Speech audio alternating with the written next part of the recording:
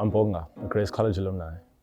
My journey since leaving school was quite normal to most people in terms of going into university, but it wasn't normal in terms of that we moved to different cities, so I moved to Durban and I reside there, but at the same time while I was studying, I started a business.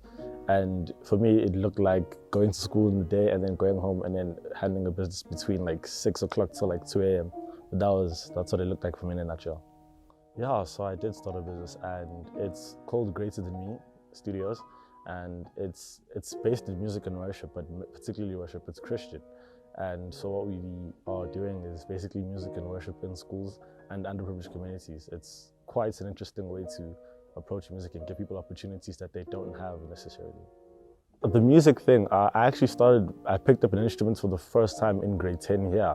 And here at Grace College, I remember I decided to take music seriously for 1 year straight. So I ended up spending the whole year. I'd practice every single day for 2 hours. I couldn't sleep without practicing. And so that was the biggest beginning part of it. And I remember it was the drama teacher who said to me, "You should go for it." So I was like, 100%. And so I took a shot at it, and that's where it started. And then we also had a business expo here at the school as well, which inspired me to actually fire some things and some ideas into what I would actually love to do for the rest of my life. Mr. Maya is probably the biggest influence, because I remember in grade 8 and 9, I played basketball and I was on his team. I remember he used to always drill us about hard work. And I remember I was never one to really take hard work seriously, because I was naturally good at the basketball. So I was like, I don't have to try. Then I saw other guys working harder. And I remember he had a chat with me one day and it's like, the people are going to be better than you, not because they're more talented, but because they actually tried. And that was like one of the biggest things that I used to this. I even teach a lot of my students that exact same lesson, that your talent, it's worth a lot, but it's worth much more if you paired with hard work. And that was one of the most lasting things I still use to this day. It was my grade 8 year orientation. was a lot of fun.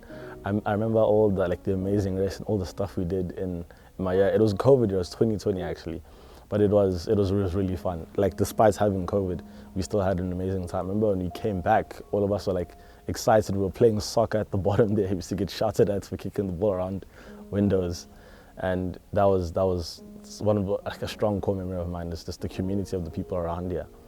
And I remember there's a second one actually, grade 10 in assembly, final assembly. I remember I was sitting in a row where my row was quite disruptive, and I wasn't one of them. And I remember we got shouted at for it, and it was tough to get shouted at, but it was also like a wake up call. And I think that was end of grade 10 is the time I actually started to take my Christianity very seriously. It was the beginning footsteps of the walk I've taken so far. You have to work at your talents and realize that no matter what age you are, you'll never stop learning. And also, your best opportunities lie in the places you least want to go. And sometimes it takes a very difficult decision to decide to pursue what your talents entails. Like for me, it was music. And I come from like a black household there, it's like be a doctor, lawyer, those type of things. Like, music isn't seen as a job or something you do for work. And so it was not that it was very difficult for me to want to pursue it, but it was difficult to bring it to my parents and say, this is what I really want to do. And I'd say, one, find people that have walked the walk before you, that know what it's about and what it takes to get through it, and have mentors in your life. People like that can bring you forth into such a space that you've never been, because they carry experience that you don't have, and it can be very useful for you. So I'd say, one, decide and full throttle at it, and also don't be afraid to ask questions and realize you're the best and wisest when you're asking the most questions. Matriculating last year in 2024 and being back here in 2025, it's quite beautiful to see how the band has grown and how much of people are actually invested, and also seeing the people who came to the front just to worship and praise. And during the time I was here, we were trying to get it started, but it never actually took off. And just to come back not even a year later and see that it's actually something that's really growing, it's a seed.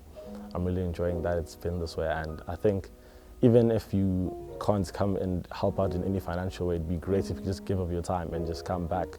To all the people in Maya, especially, I know you guys, you can come back and just help out and give of your time on instruments. I'm sure it would be amazing for you guys to come back and for all of us to see each other.